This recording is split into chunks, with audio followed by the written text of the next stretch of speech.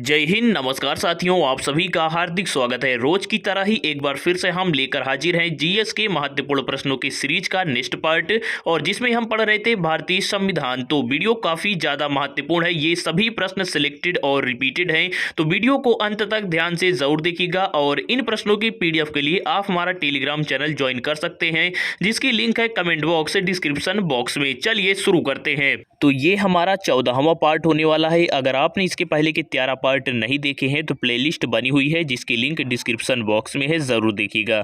शुरू करते हैं आज के पहले महत्वपूर्ण प्रश्न से। आज का पहला प्रश्न है, जन गण मन को भारत के राष्ट्रगान के रूप में किस वर्ष स्वीकृत किया गया था? काफी ज्यादा महत्वपूर्ण प्रश्न है। सही आंसर है 24 जनवरी 1950 को। और अगर आपसे पूछ ले कि सबसे पहले राष्ट्रगान कब और कहां गाया गया था, तो सही आंसर होगा 27 दिसंबर 1911 को। और ये सबसे पहले गाया गया था भारतीय राष्ट्रीय कांग्रेस के कलकत्ता अधिवेशन में, और जिसके राइटर है रविंद्रनाथ टैगोर जी के द्वारा ये लिखा गया है। और ये सबसे पहले छापा गया था जो है तत्वबोधिनी नामक पत्रिका में। भारत भाग्य विधाता शीर्षक थे जिसका। तो ये इसके संबंध में काफ़ी ज़्यादा महत्वपूर्ण प्रश्न है जो कि बनते हैं। और इसके बाद अगर बात करें अगले प्रश्न की, तो ये है, किस संविधान संशोधन को मिनी संविधान माना जाता है? तो सही आंसर होगा 42वें संविधान संशोधन को, जो कि 1976 में ये संशोधन हुआ था। और इसे मिनी संविधान कहते क्यों हैं? क्योंकि ये अब तक का सबसे बड़ा संविधान संशोधन है। और जो है इसके अंतर्गत ही जो भारतीय प्रस्तावना है, इसमें 3 नए शब्द जो है ये जोड़े गए थे। और ये शब्द हैं धर्मनिरपेक्ष, समाजवादी और अखंडता। इसके अलावा इसी संविधान संशोधन के अंतर्गत 10 मूल कर्तव्य भी जोड़े गए थे, जो कि अनुच्छेद 51 का में इसका उल्लेख है।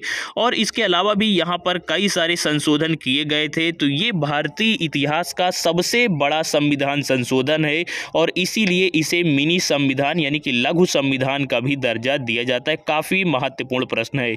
अगला प्रश्न है कि कौन सा मौलिक अधिकार नहीं है? तो सही आंसर होगा संपत्ति का अधिकार। ये हमारा पहले 7वां मौलिक अधिकार था, लेकिन फिर इसे 44वें संविधान संशोधन 1978 के अंतर्गत हटा दिया गया है। और अब ये जो है इसे कानूनी अधिकार बताया जाता है कि ये जो है विधिक अधिकार है, और इसे 1978 में हटाया गया था। अब हमारे केवल 6 ही मौलिक अधिकार बचे हैं। तो इसमें का राइट आंसर है कि संपत्ति का अधिकार ये अब मौलिक अधिकार नहीं रहा है। बढ़ते हैं अगले प्रश्न की ओर, जो कि है, अस्पृश्यता का अंत संविधान के किस अनुच्छेद द्वारा किया गया है? सही आंसर होगा अनुच्छेद 17 के द्वारा। ये काफ़ी ज़्यादा महत्वपूर्ण है यूपीपीएससी की सभी परीक्षाओं की दृष्टि से, तो आप सभी को इसे हर हाल में याद कर लेना होगा। छुआछूत भी इसे कहते हैं। नेक्स्ट देख सकते हैं कि फोर्थ पिलर यानी कि चतुर्थ स्तंभ किसे कहा जाता है? तो सही आंसर होगा प्रेस तथा समाचार पत्र को। बढ़ते हैं अगले प्रश्न की ओर, जो कि है, भारतीय संविधान के किस अनुच्छेद में राज्य को ग्राम पंचायत के संगठन का निर्देश दिया गया है? सही आंसर है ऑप्शन नंबर सी यानी कि अनुच्छेद 40 के अंतर्गत। नेक्स्ट है, पंचायती राज्य की त्रिस्तरीय समिति का गठन किसके द्वारा किया गया है? तो ये किया गया है बलवंत राय मेहता समिति के द्वारा।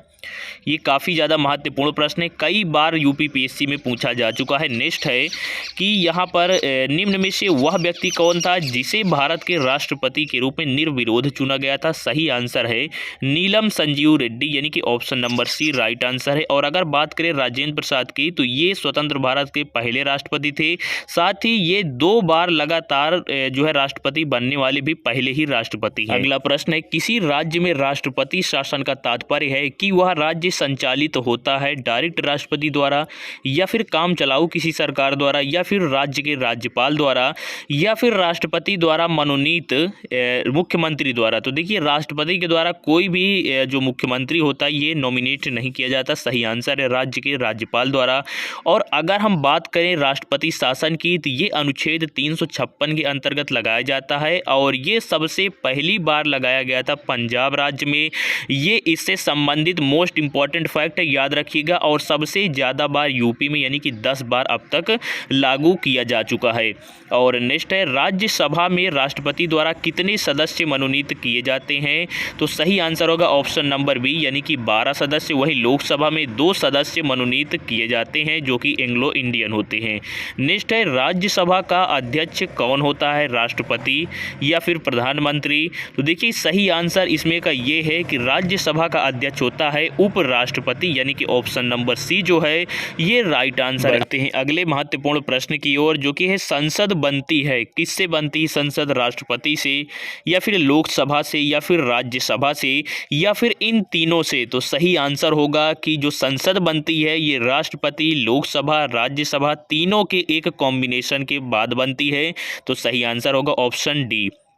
इसके बाद इस प्रश्न का जवाब आप सभी को कमेंट बॉक्स में देना होगा कि संविधान संशोधन की जो ये प्रक्रिया है ये किस देश से ली गई है। वीडियो पसंद आया है तो वीडियो को लाइक करके साथ ही चैनल को सब्सक्राइब भी कर लें और वीडियो को शेयर करना ना भूलिएगा। धन्यवाद।